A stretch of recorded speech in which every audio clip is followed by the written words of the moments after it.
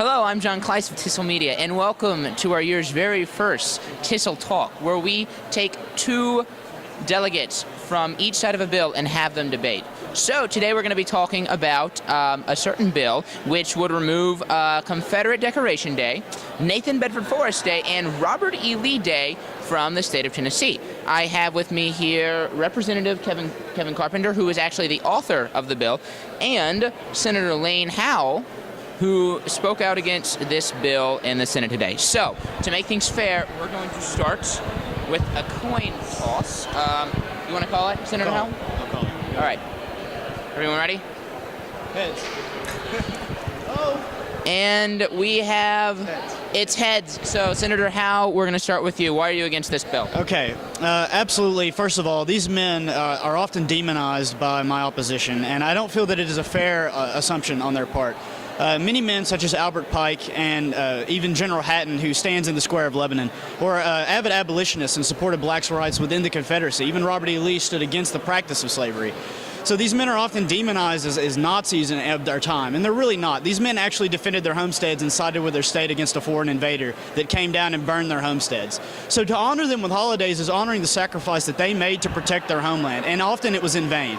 To say that victory in the war is what constitutes men being right is completely fallacy, and you can see this through many other things. For example, the Spanish Civil War, in which Franco won. He established a totalitarian regime, and he removed all statues of his opposition. Well, in that case, according to the logic of the opposition, where the Yankees won, therefore all statues of the Confederacy should be removed, you're effectively establishing a totalitarian-esque regime. Victors do not write history, as people say. It is up to us to remember history as it really was, not as the modern narrative tells us it should be. Okay, Representative Carpenter, we're going to pass it on to you. Okay.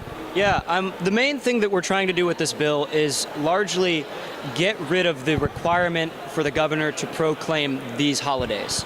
So the issue that I personally have with it, I don't think that Tennesseans should celebrate that, but that's almost beyond the scope of the bill. I disagree with the notion that we should require a governor to call these holidays. If in whatever world exists in the next couple years where we have a new Tennessee governor, if he doesn't want to proclaim these holidays, he shouldn't have to. If he believes that the notion of freedom from slavery is more important than celebrating war heroes or villains, however you want to see it, I don't believe the governor should have to call these holidays. Okay. Senator, we're going to turn it back over to you now. Okay. I will address your point specifically because you've narrowed the scope, and I appreciate that. So in this instance, I would say that the governor actually has to proclaim a lot of holidays, more especially federal holidays. And you know, a governor might not agree with all of those. For example, a governor might not agree with Columbus Day, which is a federal holiday, but he still has to proclaim it according to federal law. So in this way, I mean, it's the same applies to Confederate holidays. He has to proclaim these holidays simply because the law states it, and that applies with all holidays. So to say that these holidays are special, you're singling out these holidays because they represent men that you disagree with, or as some people, they're very controversial. In reality, these men should be respected as holidays, and the reason that he's mandated to do so is because they're holidays mandated by the state, just like federal holidays.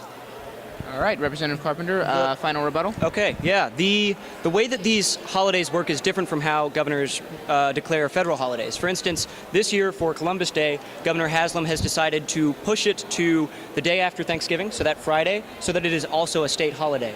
It isn't even like seriously recognized as Columbus Day per se in the language that is on Tennessee's website right now, actually. So the way that the state holidays work, though, is that he has to proclaim them. The governor, whoever it is, he or she, has to proclaim them, and I think that is wrong for these specific holidays because of how controversial they are. All right. Well, gentlemen, good points made on both sides. I've really enjoyed listening to both of you, at least, and I'm sure others will as well. This is Representative Carpenter and Senator Howell, and I'm John Kleiss, and this is TISL Media.